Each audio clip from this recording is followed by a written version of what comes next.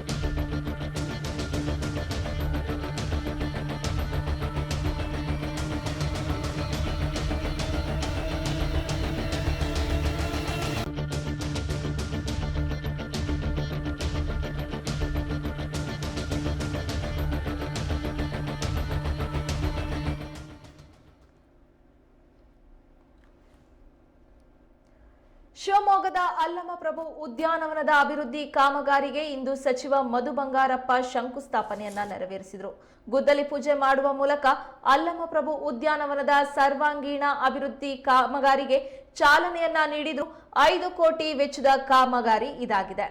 ಈ ಒಂದು ಘಟನೆಯಲ್ಲಿ ಈ ಒಂದು ಶಂಕುಸ್ಥಾಪನೆ ವೇಳೆಯಲ್ಲಿ ಕಾರ್ಯಕ್ರಮಕ್ಕೆ ಚಾಲನೆಯನ್ನ ನೀಡುವಂತಹ ವೇಳೆಯಲ್ಲಿ ಗುದ್ದಲಿ ಪೂಜೆ ಮುಗಿಸಿ ಕೈ ಕುಲುಕಲು ಹೋದಂತಹ ಉಸ್ತುವಾರಿ ಸಚಿವ ಮಧು ಬಂಗಾರಪ್ಪನವರಿಗೆ ಶಾಸಕ ಚನ್ನಬಸಪ್ಪ ಕೈ ಕುಲುಕಲು ಮುಂದಾಗಲಿಲ್ಲ, ಕೈ ಕೊಡ್ಲಿಲ್ಲ. ಆಗ ಶಾಸಕ ಚನ್ನಬಸಪ್ಪನವರ ಕೈ ಹಿಡಿದು ಹಾಗೆ ಮಧು ಬಂಗಾರಪ್ಪನವರಿಗೆ ಕೈ ಕುಲುಕಿಸಿದ್ದು ಎಂಎಲ್ಸಿ ಬಲ್ಕಿಶ್ ಬಾನೋರು. ಈ ಘಟನೆ ಇಂದು ನಗರದ ಶಂಕುಸ್ಥಾಪನೆ ವೇಳೆ ನಡೆದಿದೆ.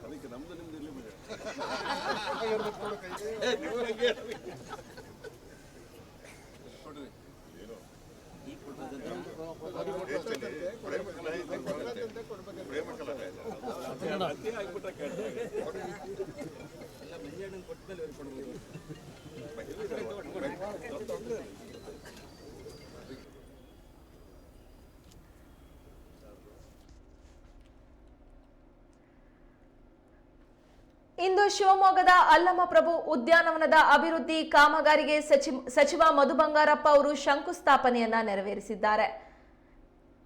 ಉದ್ಯಾನವನದ ಸರ್ವಾಂಗೀಣ ಅಭಿವೃದ್ಧಿ ಕಾಮಗಾರಿಗೆ ಚಾಲನೆಯನ್ನ ನೀಡಿದ್ರು. ಇದು 5 ಕೋಟಿ ವೆಚ್ಚದ ಕಾಮಗಾರಿಯಾಗಿದೆ. ಈ ಒಂದು ಶಂಕುಸ್ಥಾಪನೆಯ ವೇಳೆ ಶಾಸಕ ಚನ್ನಬಸಪ್ಪ ಅವರು ಕೂಡ ಈ ಒಂದು ಸಂದರ್ಭದಲ್ಲಿ ಅಲ್ಲಿ ಉಪಸ್ಥಿತರಿದ್ರು.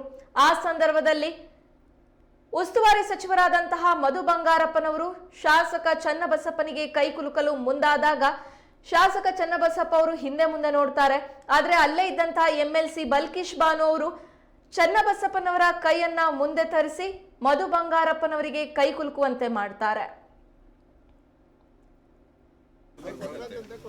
ಈ ಘಟನೆ ನಡೆದಿರುವಂತಹದ್ದು ಇಂದು ಅಲ್ಲಮಪ್ರಭು ಅಭಿವೃದ್ಧಿ ಶಂಕುಸ್ಥಾಪನೆ ಸಂದರ್ಭದಲ್ಲಿ.